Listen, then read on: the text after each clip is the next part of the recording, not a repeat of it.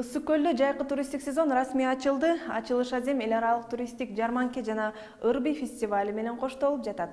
Эл аралык жарманкеге Кыргызстан, Орусия, Казакстан, Өзбекстан жана Тажикстандан 39 туроператор катышууда. Кыргызстандын 70 пансионаты менен ден соолукту чыңдоо санаторийлери, курорттор өздөрүн тааныштырып келет. Эскерте кетсек, Көл каласындагы быйыл туристтик мезгил 1 ай эрте ачылды.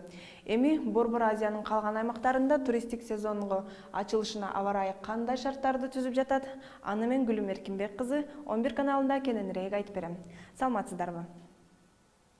Жаандуу күндөр бул өлкөлөрдө бир жумага токтоп, кайрадан уланууда.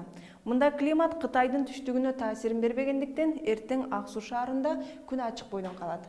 Ал эми Казакстанга жакын турган Үрүмчүдө жаан жаайт, себеби Казакстандагы жаан-чачындуу циклон күч алууда. Мисалы, Астанада эртең күн бүркөлүп туруп, жаан эртеси күнү жаашы ыктымал. Алматы шаарында болсо жаан эртең жаайт.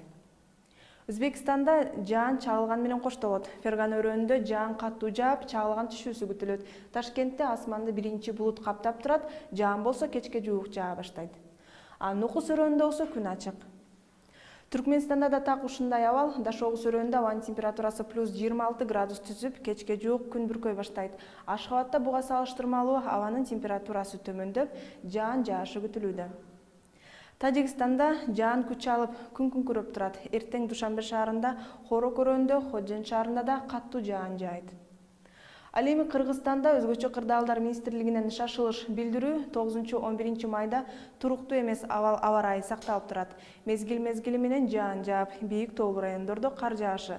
9 майда күндүз, 10 майда жана 11 майда түнкүсүн кээ бир райондордо жаан-чачын каттуу жаашы күтүлөт.